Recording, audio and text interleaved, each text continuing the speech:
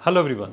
आज हम यहाँ पे डिस्कस करेंगे कुछ और करंट अफेयर्स को, जिनमें शंघाई कॉरपोरेशन ऑर्गेनाइजेशन के बारे में, अफगानिस्तान में जो अर्थक्वेक है उसके बारे में, इसी तरह आदिवानी पीएम जनमन स्कीम और पेरिस अग्रीमेंट के बारे में।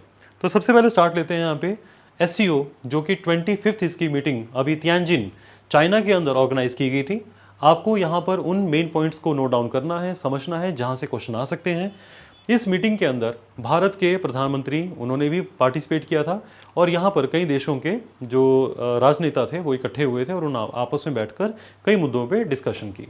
यहाँ पर काउंटर टेररिज्म, आतंकवाद का विरोध करने के लिए अंत में यहाँ पे तियानजिन डिक्लेरेशन को भी यहाँ पर पास किया गया, जिसके तहत जो भारत के अंदर पहलगाम के अंदर जो आतंकवादी हमला हुआ था वहाँ पर उसको क्रिटिसाइज किया गया। आप एक जरूर याद रखिएगा तियानजिन डिक्लेरेशन के बारे में। साथ ही साथ इसी मीटिंग के अंदर जो लाओस है, लाओस को एक पार्टनर कंट्री के रूप में एंट्री दी गई है। लाओस एक नेशन है जो कि ईस्ट एशिया में है, आपको ये जरूर मैप पर देखना चाहिए। और अब अगर हम इसकी टोटल स्ट्रेंथ को देखते हैं, लाओस के आ जाने के बाद यहाँ पर 10 फुल फ्लैज जो इसके मेंबर हैं एससीओ के वो हैं यहाँ पर, और 17 लाओस जैसी कंट्रीज हैं। इसका मतलब है टोटल इस समय पर इसकी जो मेंबरशिप है यहाँ पर 27 है। इसी मीटिंग के अंदर एक और इनिशिएटिव लिया गया जिसका नाम है ग्लोबल गवर्नेंस इनिशिएटिव। ये चाइना ने इसको प्रमोट करने की बात रखी है और ये इस इनिशिएटिव का मतलब क्या है, जिसमें हम इक्वालिटी की बात कर रहे हैं। इक्वालिटी का मतलब है यहाँ पर जो सभी देशों के बीच में एक जैसी समानता हो, हम एक दूसरे देशों का जो लैंड है, वहाँ के लोग हैं, वहाँ की सरकारें हैं, उनका एक प्रकार से सम्मान करें और सभी के राइट्स की बात करें। और यहाँ पे मल्टीलेटरलिज्म की बात भी हुई है, यानी कि कोई देश जो है ना एक अपने आप में ही वो संपूर्ण नहीं होता, उसे दूसरों के साथ सहयोग से मिलते हुए आपस में एक दूसरे का सहयोग करते हुए आगे बढ़ना चाहिए।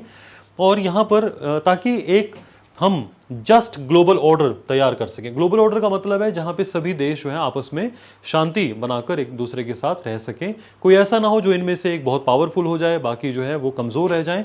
इस प्रकार की सिचुएशन नहीं होनी चाहिए। इसीलिए यहाँ पर इंडिया का जो एक विजन है, वन अर्थ वन फैमिली और वन फ्यूचर, इसको यहाँ पे सपोर्ट किया गया है।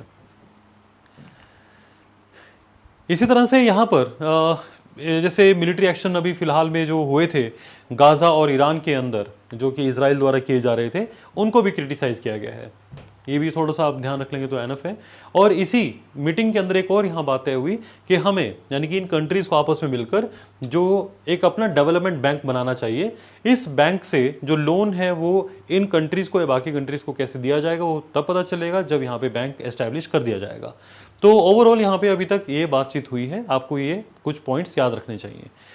जैसे मैं ऑलरेडी आपको बता चुका हूँ कि एक इनिशिएटिव को यहाँ शुरू किया गया है जिसका नाम है ग्लोबल गवर्नेंस इनिशिएटिव, जिसके तहत जो सॉवरेन इक्वालिटी, एक एग्जाम के अंदर आपके पूछे जाएंगे वहाँ पर कि इस मीटिंग के अंदर क्या क्या डिस्कस हुआ, तो आपने बोलना है कि इस इनिशिएटिव में आपके sovereign equality, international law, multilateralism and people centred, जो यानी कि लोगों के लिए, लोगों की भलाई के लिए, लोगों को ध्यान में रखते हुए जो पॉलिसीज़ का हम एक निर्माण करते हैं, इस प्रकार से हमें अपनी गवर्नेंस बनानी चाहिए। और इसके अलावा बाकी चीज़ों को आप छोड़ सकते हैं। ये आपको फिलहाल और कहीं पर भी ना तो ये राइटिंग में आपको कहीं पर आएगा क्वेश्चन, और ना सिर्फ आपको वहाँ पर ये ऑब्जेक्टिव वे में क्वेश्चन कुछ पूछे जा सकते हैं जो अभी तक मैंने इन्फॉर्मेशन दी है। इसके साथ साथ यहाँ पर जो कुछ हेल्थ केयर कमिटमेंट्स भी यहाँ पे की गए हैं, जैसे कि कैटरैक्ट को लेकर या जो हार्ट पेशेंट्स हैं उनकी सर्जरीज को लेकर, आपको याद रखने की ज़रूरत है, सच नहीं है। बट इससे ये समझ आता है कि चाइना कोशिश कर रहा है कि लोग उसे एक ऐसी कंट्री के तौर पर याद रखें जो कि लोगों की वेलफेयर की बात रखती है। अब यहाँ पर पढ़ते हैं कि जो आखिरकार शंघाई कोऑपरेशन ऑर्गेनाइजेशन है वो है क्या, इसका इतिहास क्या है। तो आपको ये ज़रूर याद रखना है कि 1996 में यहाँ पर एक्चुअली हुआ क्या था कि 1991 के अंदर यूएसएसआर, जिसे हम सोवियत रशिया भी बोलते थे या सोवियत रूस जिसको कहा जाता था, उसका विखंडन हो गया था। दैट मीन्स जिस तरह से आज यूएसए है, यूएसए के अंदर बहुत सारे स्टेट्स हैं, तो उसी तरह से रूस के भी बहुत सारे जगह पे स्टेट्स हैं। लेकिन जैसे ही वो सभी स्टेट्स अलग हुए, इसको हम बोलते हैं कि यूएसएसआर का विघटन हो गया। इसका मतलब क्या था कि वहाँ से काफ़ी सारे स्टेट्स अलग हो गए और आज वो एक सेपरेट नेशन के तौर पे जाने जाते हैं। इसका मतलब है रूस पहले काफ़ी बड़ा था, रूस अलग हो गया और बाकी नेशन अलग हो गए उससे। इस चीज़ को, ये हुआ कब था 1991 के अंदर। उसके बाद एक्चुअली कई तरह की दिक्कतें सामने आ गई थी। वो दिक्कतें किस प्रकार की थी कि जहाँ पर मतलब एक्सट्रीम जो एक्सट्रीमिस्ट रिलीजियस ग्रुप से, जो कि धर्म के नाम पर वहाँ पर उस समय पर काफ़ी ज़्यादा परेशानी आ रही थी जैसे ही रूस का विघटन हुआ था। और इसी तरह से कई लोगों के बीच में आपस में एथनिक टेंशन्स जो है डेवलप हो गई थी। इसका मतलब ये है कि काफ़ी ज़्यादा परेशानी वाला माहौल जो है ना उस समय पर बन गया था। तो इसीलिए इस चीज़ को निपटने के लिए उस समय पर चाइना, रशिया, कजाकिस्तान, किर्गिस्तान और ताजिकिस्तान, यहाँ पर इन 5 कंट्रीज का नाम आप जरूर याद रखिएगा, आपको इनमें कंफ्यूजन ज़्यादा होगी किर्गिज, कजाक और ताजिकिस्तान में। तो आपको ना एक निमोनिक तैयार कर लेना है इसमें और इसको जरूर याद रखना है 1996 में ये क्यों बना था। और इसका नाम था शंघाई 5 के नाम से, ये 5 देशों का समूह था। बाद में 2001 के अंदर यहाँ इसको नाम चेंज कर दिया गया था और इसका नाम शंघाई कोऑपरेशन ऑर्गेनाइजेशन रखा गया था। और इसके अंदर 6th पर्सन यहाँ पे कौन एंटर हुआ था, दैट वाज उज्बेकिस्तान। तो आपको ये जरूर याद रखना है, उज्बेकिस्तान जो है ना 6ठा मेंबर था और जैसे ही वो एंटर हुआ तो इसका नाम एससीओ बन गया था। भारत ने 2017 में हमें इसकी फुल मेंबरशिप मिली है और वो भी कब, जब इसकी मीटिंग, एससीओ की मीटिंग जो है अस्ताना कहाँ पर है, जो कजाकिस्तान है उसकी कैपिटल है, वहाँ की राजधानी है अस्ताना। तो वहाँ पर जब मीटिंग हुई थी तब उस समय पर भारत और पाकिस्तान दोनों को ही इकट्ठे यहाँ फुल मेंबरशिप दी गई थी। तो इस प्रकार से आज भारत इसका फुल मेंबर है और मैंने आपको ऑलरेडी मेंबर बताए हैं। इसका ईरान भी अब मेंबर है। तो टोटल मेंबर अब 10 जो फुल फ्लेज मेंबर्स हैं और यहाँ पे 17 ऐसे हैं जो अभी पार्टनर कंट्रीज हैं, वो अभी फुल फ्लेज मेंबर नहीं है। तो आपको ये इन्फॉर्मेशन इतनी याद रखनी है। नेक्स्ट हम यहाँ पे जो डिस्कस कर रहे हैं, this is known as the national designated authority for the carbon markets. यहाँ पर सबसे पहले आपको समझना है कार्बन मार्केट होती क्या है। जैसे इसको एग्जाम्पल के तौर पर अगर समझें, मान लीजिए आप किसी गोल्ड स्मिथ के पास, जिसे हम सुनार भी बोलते हैं, जब आप वहाँ पर पैसे देते हैं और वहाँ से एक सोने का कोई बिस्किट ले आए या सोने का कोई आप एक कॉइन ले आए, यदि अब आप उस गोल्ड कॉइन को वर्ल्ड में कहीं पर भी जाएंगे, आप अगर आप कहीं पर भी उसका एक्सचेंज करेंगे ना तो उसको एक्सेप्ट कर लिया जाएगा और हो सकता है आपको उसके बदले में पैसे भी मिल जाए। तो दैट मीन्स आप एक ऐसी चीज़ लेकर घूम रहे हो वर्ल्ड के अंदर जो कि एक्सचेंज की जा सकती है वहाँ पर। इसी तरह से गाइस, अगर इस थोड़ा सा यहाँ पे रिलेट कर रहा हूँ मैं इस एग्जांपल को, कार्बन मार्केट क्या है। मान लीजिए मेरी एक फैक्ट्री है और मेरी फैक्ट्री ने बहुत अच्छा परफॉर्म किया, यानी कि मैंने इतनी अच्छी टेक्नोलॉजी यूज़ की अपनी फैक्ट्री के अंदर कि पॉल्यूशन बहुत कम हुआ। जबकि मेरा ही एक बिल्कुल सेम जैसी मेरी फैक्ट्री है वैसी ही फैक्ट्री एक और फॉरेन कंट्री में किसी और की है, वो उस पर्सन के पास अच्छी मशीन्स नहीं है तो वहाँ पे उसकी फैक्ट्री ज़्यादा पॉल्यूशन कर रही है। तो जो अपनी फैक्ट्री के अंदर पॉल्यूशन को कंट्रोल करेगा, उसने ज़्यादा इन्वेस्टमेंट की है, अच्छी मशीनें यूज़ की हैं, न्यू टेक्नोलॉजी उसने यूज़ की है, इसीलिए उसको एक सर्टिफिकेट दिया जाएगा कि आपने इतने कार्बन एमिशन को रोकने में मदद की है। अब मैं इस पेज को लेकर पूरे वर्ल्ड में जहां जहां पर भी इस तरह की डिमांड होगी, अब जैसे मैंने आपको बताया कि एक और पर्सन है जिसकी एक फैक्ट्री है जिसने की पॉल्यूशन काफ़ी ज़्यादा वो कर रहा है क्योंकि वो ओल्ड टेक्नोलॉजी वाली जो मशीन्स को यूज़ कर रहा है। तो गाइस, उस पर्सन को अपनी वर्ल्ड लेवल पर एक कमिटमेंट शो करनी है कि वो भी यहाँ पर पॉल्यूशन को कम करने में मदद करना चाहता है। तो इसीलिए वो क्या करेगा, जो सर्टिफिकेट मुझे मिला है कि देखिए आपने इतने कार्बन यूनिट्स को रिलीज होने से बचाया है, वो मुझसे बाय करेगा, ये वो पेज बाय करेगा और वो मुझे इसके पैसे देगा। तो आप कहेंगे कि वो उसके ऊपर ऐसा क्यों? क्योंकि इस समय पर जो देश हैं, सभी देशों के आपस में बैठकर ये 2015 में, हालांकि 1997 से मीटिंग चलती आ रही हैं जिन्हें आप एनवायरनमेंट में पढ़ते हो, UNFCCC की United nation framework convention on the climate change, जलवायु का जो अंदर परिवर्तन आ रहा है उसको रोकने के लिए हमें आज इस प्रकार के मैकेनिज्म शुरू करने पड़ रहे हैं जहां पे सभी देशों के ऊपर एक प्रकार के हमने लिमिट लगा दी है कि आपके यहाँ पर इतना कार्बन आप रिलीज कर सकते हो। अगर आप उससे ज़्यादा रिलीज कर रहे हो, जैसे वो एक दूसरा एग्जाम्पल मैंने बताया, वो रिलीज कर रहा है ज़्यादा एमिशन को या ज़्यादा पॉल्यूशन कर रहा है, तो ऐसे देशों को उन देशों से कार्बन क्रेडिट या सर्टिफिकेट खरीदने पड़ेंगे जो अच्छा काम कर रहे हैं। तो इस प्रकार से एक हमारी मार्केट डेवलप हो रही है जिसको बोलते हैं हम कार्बन मार्केट। तो आपको ये चीज़ याद रखनी है। सो गाइस, अभी हुआ क्या है कि भारत के अंदर कार्बन एमिशन को लेकर मान लीजिए भारत में 50,000 ऐसी फैक्ट्रीज हैं जिन्होंने बहुत अच्छा परफॉर्म किया, तो अपना वो जो एक उनको जो सर्टिफिकेट मिला है, कार्बन क्रेडिट जिसको बोलते हैं हम, उस सर्टिफिकेट वो कहाँ कहाँ पर वर्ल्ड में बेचने जाएंगे। तो इसीलिए यहाँ पर नेशनल डेजिग्नेटेड अथॉरिटी को यहाँ बनाया गया है। अब यानी कि एक एनडीए है जिसका नाम है नेशनल डेजिग्नेटेड अथॉरिटी, जो कि कार्बन एमिशन से जुड़े सर्टिफिकेट्स की ट्रेडिंग किया करेगी। यानी कि वो आपकी मदद करेगी कि वर्ल्ड में आपका जो कार्बन सर्टिफिकेट है अगर किसी को चाहिए तो वो आपको पैसे दे देगा, आप उसके साथ वो शेयर कर सकते हो। तो गाइस इसमें बस इतना याद रखना है आपने, किसी भी देश के लिए, हर देश को ना एक्चुअली 2015 में ये तय हुआ था कि हर देश वो अपने आप से तय करे कि आखिरकार वो कितना पॉल्यूशन कम करेगा। जितना पॉल्यूशन कम करेगा उसको हम बोलते हैं नेशनल डिटरमिन्ड कंट्रीब्यूशन, एनडीसीज बोलते हैं इन्हें। तो आपको बस सिंपली ये याद रखना है कि ये आर्टिकल 6 ऑफ पेरिस एग्रीमेंट है, जिसके तहत ये बताया गया है कि जहां पर कार्बन मार्केट के अंदर आप कैसे ट्रेड किया करोगे, यानी कि ये पेजेस को कौन कौन खरीद सकता है, किसको खरीदना जरूरी है, कितने पैसे मिलेंगे उसके, ये यहाँ पर आर्टिकल 6 है। किसका? ये पेरिस अग्रीमेंट का है, जो कि 2015 के अंदर हुआ था। और उस समय पर ये 21वीं मीटिंग थी जिसको हम बोलते हैं कोप 21 मीटिंग, किसकी? UNFCCC की। तो गाइज इसकी जो एक मीटिंग अब होने वाली है, जो कि ये तो 21वीं थी 2015 में, अब इसकी 29वीं मीटिंग होने वाली है बाकू के अंदर। बाकू कहाँ है? अजरबैजान में। सो यहाँ पे मतलब ये हो चुका है, फाइनलाइज हो चुकी है कोप 29 में कि हम इस तरह से डेवलपिंग कंट्रीज के साथ हमने टेक्नोलॉजी वगैरह चेंज करनी है। तो आप सिंपली इसको यहाँ पे इसको अवॉइड कर सकते हो।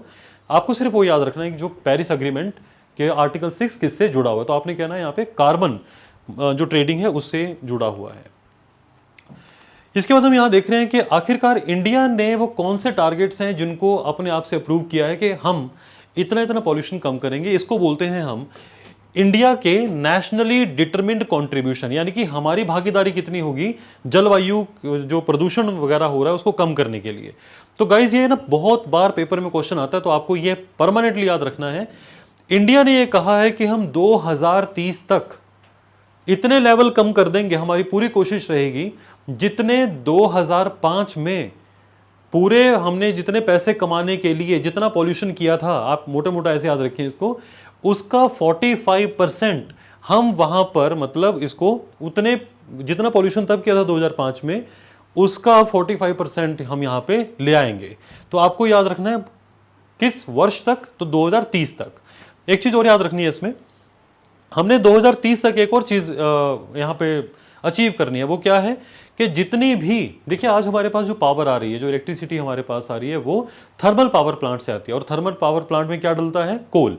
कोल क्या है? कोल बनता है जब जो लिविंग चीज़ें होती हैं, जैसे मनुष्य हैं या आप ट्रीज कह सकते हो, एनिमल्स कह सकते हो, एक्वेटिक एनिमल्स हैं, जब वो पानी में या कहीं पर भी ज़मीन में कहीं दब जाते हैं, लाखों करोड़ों साल पहले जब ऐसा हुआ था, तो आज वो कोल बन चुका है उनका। तो गाइस कोल अपने आप में जब जलता है ना तो बहुत कार्बन निकलता है। तो आपको ये याद रखना है।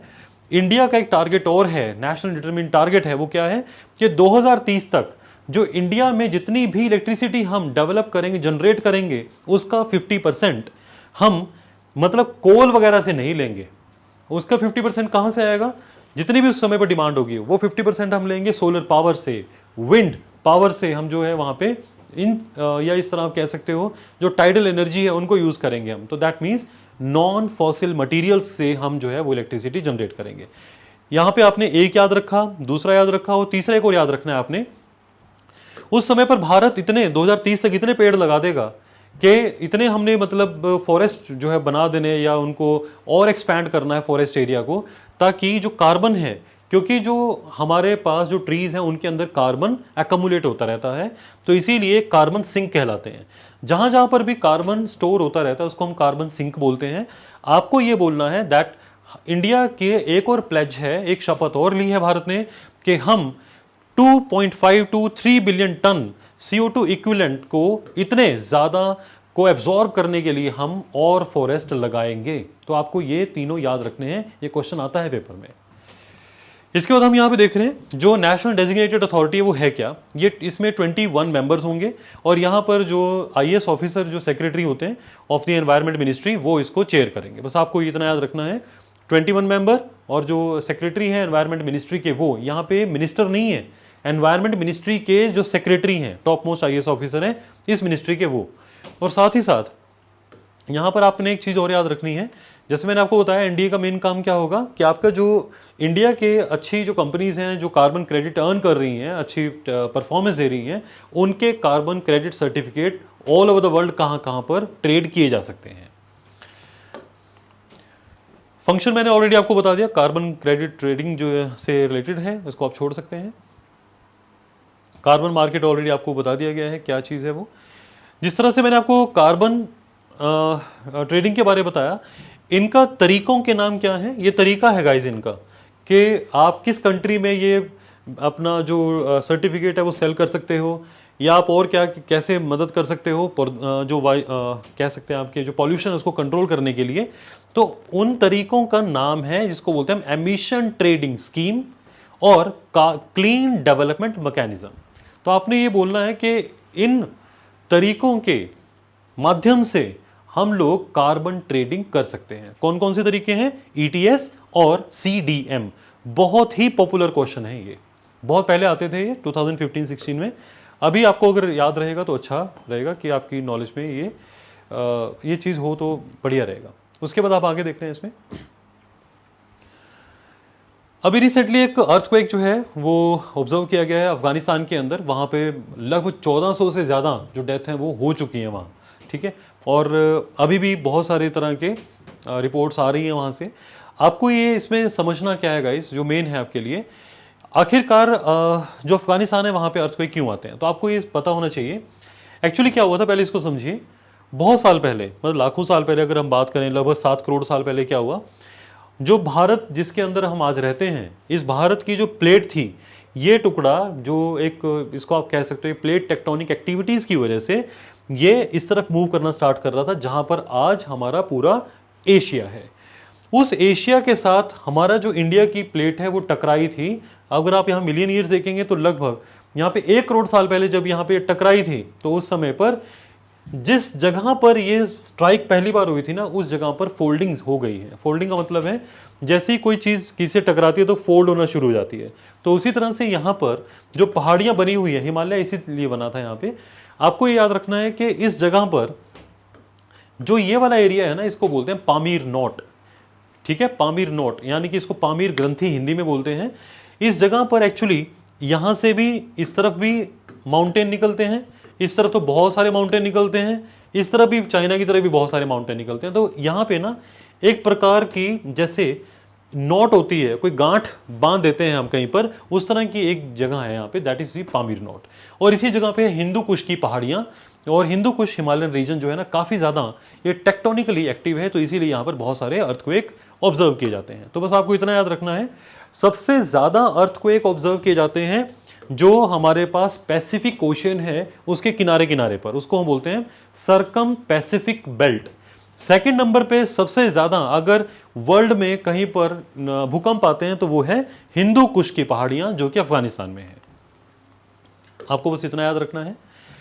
इसके अलावा एक चीज़ और याद रखिएगा, सुलेमान रेंज भी है यहाँ पर। सुलेमान रेंज अफगानिस्तान और पाकिस्तान के अंदर है, वो इंडिया में नहीं है। सुलेमान रेंज, ये भी क्वेश्चन आपको आ सकता है सुलेमान रेंज के बारे में। इसी तरह से ज़मीन में जिन जगहों पर वहाँ पे अगर क्रैक्स पड़े हों, ये ऐसे क्रैक नहीं है जो आपको सीधे तौर पे दिखाई दे जाएंगे, यहाँ पर जब इनको कई तरह के इंस्ट्रूमेंट्स हम चेक करते हैं तो पता चलता है कि ज़मीन नीचे से जो है ना वहाँ पे क्रैक है। तो उन क्रैक्स का नाम आपने याद रखना है, दैट्स अ चमन फॉल्ट और पामीर थ्रस्ट जो है ना वो इस एरिया के अंदर मिलते हैं। इसी वजह से यहाँ पर काफ़ी ज़्यादा भूकंप आते हैं। अफगानिस्तान, यहाँ पे हिंदू कुश पहाड़ियाँ मेन है, ये याद रखने की ज़रूरत नहीं है। यहाँ की जो कैपिटल है वो काबुल है, वो ऑलरेडी लिखा है यहाँ पे, और इसके अलावा और कुछ नहीं है इसमें। देख लेते हैं यहाँ पे। हाँ, नेक्स्ट न्यूज़ की तरफ जाते हैं हम, दैट इज़ दी आदिवानी। आदि का मतलब होता है जो पुराने हैं, पुराने तौर तरीके से जो लोग रह रहे हैं उनको हम बोलते हैं आदिवासी। जो भारत के अंदर आदिवासी हैं, अगर आज वो हमारी लैंग्वेज के अंदर कुछ अपनी बात रखना चाहते हैं, लेट्स से जो भी वो बोलें, वो बोलकर हमें जैसे गूगल ट्रांसलेटर के थ्रू हमें समझ आ जाता है कि ये क्या कहना चाहता है, उस तरह का एक हमने अभी एआई ट्रांसलेटर डेवलप किया है जिसका नाम है आदिवानी। तो आदिवानी जो है ना, ये ज़्यादा कुछ इसमें क्वेश्चन नहीं आएगा फिलहाल के लिए। अभी हमने इसमें 6 आदिवासी लैंग्वेजेस, अगर वो सामने वाला पर्सन उस आदिवासी लैंग्वेज में बात करता है, इस एप्लीकेशन की मदद से आपको उसकी बात समझ आ सकती है कि ये क्या कहना चाहता है। सिंपल। और इसमें कुछ और इंपॉर्टेंट नहीं है गाइस यहाँ पे। एक्चुअली क्या है कि अभी हमने ये क्वेश्चन हो सकता है आपके लिए, ये काफ़ी फेमस क्वेश्चन है, विच इज़ दी आदि कर्मयोगी। आदि कर्मयोगी एक इनिशिएटिव है गवर्नमेंट ऑफ इंडिया का, इंपॉर्टेंट है आपके लिए, जिसके तहत क्या कर रहे हैं हम लोग, यहाँ पर हमारी जो सरकार है, सेंट्रल गवर्नमेंट है, वो उन ट्राइबल डिस्ट्रिक्ट्स को जहाँ पे आदिवासी लोग रहते हैं उनको डेवलप करने में पूरा जोर लगा रहे हैं। और यहाँ पर 1 लाख ऐसे गांव हैं जिनको डेवलप किया जाएगा। साथ ही साथ 20 लाख वहाँ पे वॉलंटियर्स को भी हमने तैयार करना है ताकि इन ट्राइबल एरियाज की डेवलपमेंट हो सके। इस मिशन का नाम है आदि कर्मयोगी। तो इसमें ना पूरे इनकी भाषा को समझने के लिए हमने शुरू किया है विच इज आदिवानी। और इसके साथ ही साथ यहाँ पे भाषणी इसमें मदद कर रहा है। What is Bhashini? जो भाषा इंटरफेस फॉर इंडिया है, इसका मतलब क्या है? National language translation mission Bhashini under digital India uses दी एआई। तो हमारे पास एक ना मिशन है नेशनल लैंग्वेज ट्रांसलेशन मिशन। तो ज़्यादा इंपॉर्टेंट ऐसा नहीं है फिलहाल के लिए, आपने सिंपली याद रखना है भाषणी उसका एक पार्ट है डिजिटल इंडिया का, जिसके तहत इस प्रकार के पोर्टल्स डेवलप किए जा रहे हैं। और ये आदि कर्मयोगी को भी, इस प्रोग्राम को ये सपोर्ट कर रहा है। तो ये जरूर याद रखना है, इस पे क्वेश्चन हो सकता है। जब आप ना इनके टारगेट्स ऐसे पढ़ते हैं ना, तो आपको ये जरूर याद रखने चाहिए, जैसे 1 लाख विलेजेस को डेवलप करना है और इसी तरह से 20 लाख हमने वॉलंटियर्स तैयार करने हैं ताकि ट्राइबल एरियाज के जो लोग हैं उनकी कैपेसिटी बिल्डिंग ये वहां पे की जा सके। और इसे कौन यहाँ पे इंप्लीमेंट कर रहा है? डिजिटल इंडिया भाषण डिवीजन। किसकी है ये? Ministry of electronics and IT की। नेचुरली इस प्रकार का काम कर रहे हैं तो वो तो आईटी वाले ही कर रहे होंगे, तो आप इससे डायरेक्टली ऐसा याद रखें। आदिवासी से जुड़ी हुई एक आपको और यहाँ पे अटैच न्यूज़ आपको पता होनी चाहिए। जनजातीय गौरव वर्ष क्या है? जनजातीय का मतलब है जो शेड्यूल्ड ट्राइब्स होते हैं उनकी बात हो रही है, या ट्राइबल एरियाज की बात हो रही है। एक्चुअली क्या है कि यहाँ पर भगवान बिरसा मुंडा, जिन्हें धरती आबा भी बोला जाता है, ये वो पर्सन है जिन्होंने ब्रिटिशर्स के खिलाफ आवाज़ उठाई थी अपने समय में। और यहाँ पर इन्हीं की याद में इनका भी 150वीं जो एनिवर्सरी थी तब इसको स्टार्ट किया गया था, जिसको बोलते हैं जनजातीय गौरव वर्ष। गौरव वर्ष का मतलब है 1 साल तक चलने वाला जो समारोह है हमारा। तो ये 15 नवंबर 2024 से स्टार्ट हुआ था और 15 नवंबर 2025 तक ये चलेगा। 1 साल का हमने करना था और इसको 2021 से हम मनाना शुरू कर चुके हैं। और ये 1 साल का अभी हम इसको मान के चल रहे हैं कि गौरव वर्ष मनाना है हमने। सो गाइस, इसमें ना कई तरह के, जैसे धरती आबा, जनजातीय उत्कर्ष ग्रामीण अभियान या ग्राम्य अभियान, और एक है प्रधानमंत्री जनजातीय आदिवासी न्याय महाअभियान। ये जरूर क्वेश्चन आ सकता है, व्हाट इज ए पीएम जनमन क्या है? सो पीएम जनमन ये है। पीएम जनमन के अंदर देखिए यहाँ पे अगेन 2023 में हमने इसको जनजातीय गौरव दिवस यानी कि 15 नवंबर को शुरू किया था। और यहाँ पर प्रधानमंत्री एक्चुअली क्या है, हमारा एक ऑलरेडी एक मिशन चल रहा है जिसका नाम है प्रधानमंत्री पीवीटीजी डेवलपमेंट मिशन। पीवीटीजी का मतलब है कुछ ऐसे जो ट्राइबल ग्रुप्स हैं जो काफ़ी पुराने हैं, यानी कि पुराने तौर तरीके से रह रहे हैं। उनके अंदर आज भी अगर एजुकेशन देखेंगे तो बहुत कम है, उनकी जनसंख्या कम होती जा रही है। इन लोगों के द्वारा जो, जैसे अभी भी कुछ ऐसे इसमें डेली हंटिंग एंड गैदरिंग इस तरह के कार्य करके ये अपनी रोजी रोटी चला रहे हैं। तो इस प्रकार के जो ट्राइबल, उनको बोलना है आपने आगे से, that is a PVTG, particular vulnerable tribal groups, PVTG इनको बोलते हैं।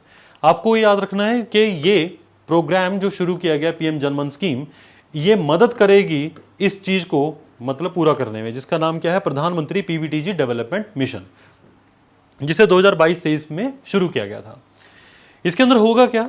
एक क्वेश्चन और आता है यहाँ पे, बड़ा फेमस क्वेश्चन है कि भारत के अंदर टोटल पीवीटीजी कितने हैं? तो आपने कहना है यहाँ पे 75 टोटल पीवीटीजीज हैं, जिसके अंदर 18 ये, और ये टोटल जो बहुत पुराने तौर तरीके से रहने वाले जो आदिवासियों के समूह हैं, ये 18 स्टेट्स में हमें मिलते हैं और एक यूनियन टेरिटरी।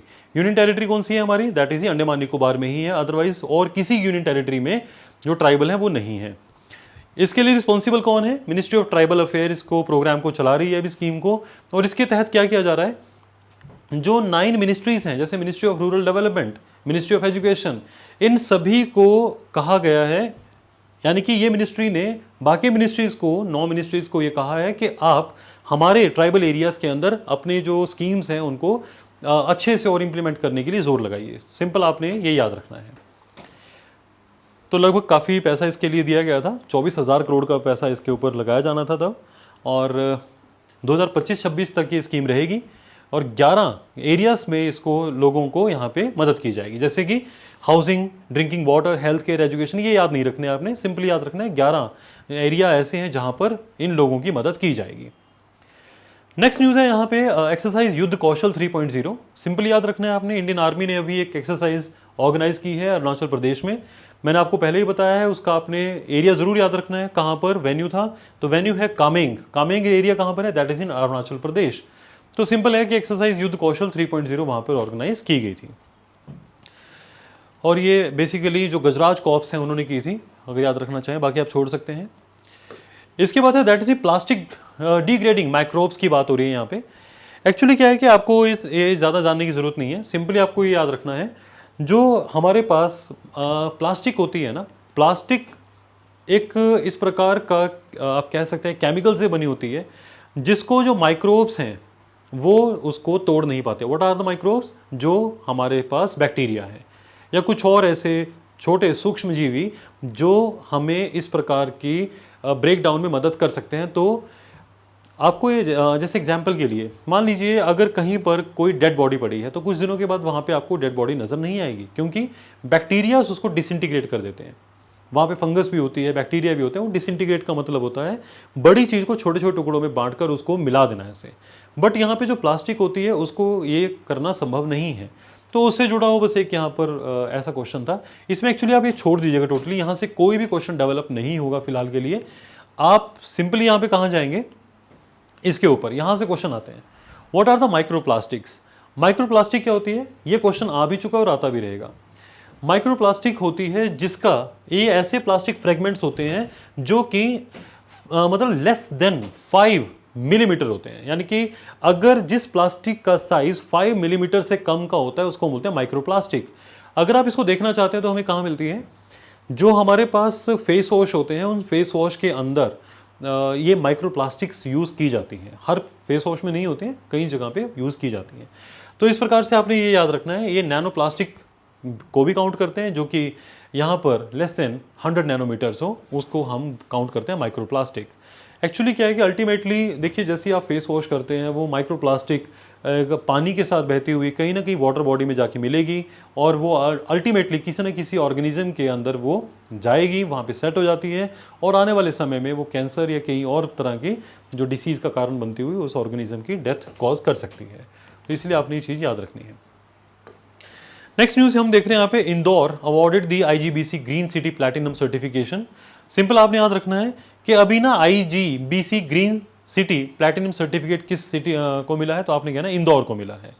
मतलब इन्होंने बहुत अच्छा काम किया है और जो पॉल्यूशन है उसको कंट्रोल करने की और ग्रीनरी वगैरह को एरिया को इन्होंने काफ़ी मतलब मेंटेन किया है और ग्रीन बिल्डिंग काउंसिल ने इनको ये सर्टिफिकेशन दिया है ताकि यहाँ के जो बिल्डिंग्स हैं वो एनर्जी एफिशिएंट हैं, इसीलिए इसको चूज़ किया गया इंदौर को।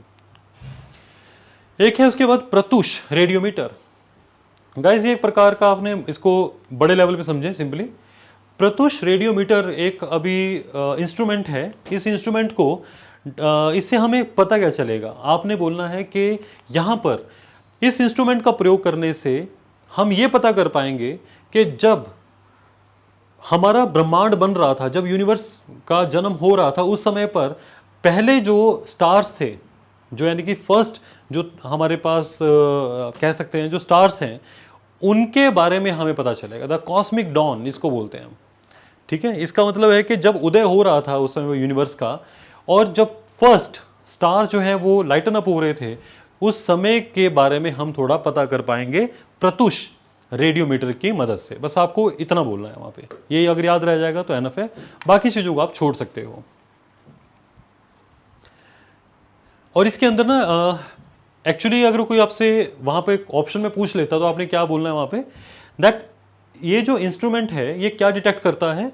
21 सेंटीमीटर हाइड्रोजन लाइन सिग्नल को ये चेक करता है और अल्टीमेटली इसके मदद से यहाँ पर ये बता पाएगा कि जो भी हमने मतलब इसका एक एम है, जैसे उस समय पर क्या हुआ था क्या नहीं, उन चीज़ों के बारे में रेडियोमीटर बता पाएगा। तो प्रत्यूष है इसका नाम। अभी एक और जॉइंट मिलिट्री एक्सरसाइज थी, ये न्यूज़ में थी, दिस इज नोन एज युद्ध अभ्यास 2025। तो आपको ये याद रखनी है, युद्ध अभ्यास जो 2025 है वो इंडिया और यूएसए के बीच में मिलिट्री एक्सरसाइज है। आपको बोलेगा नेवल एक्सरसाइज है, एयरफोर्स की है, तो आपने कहना नहीं, मिलिट्री एक्सरसाइज है।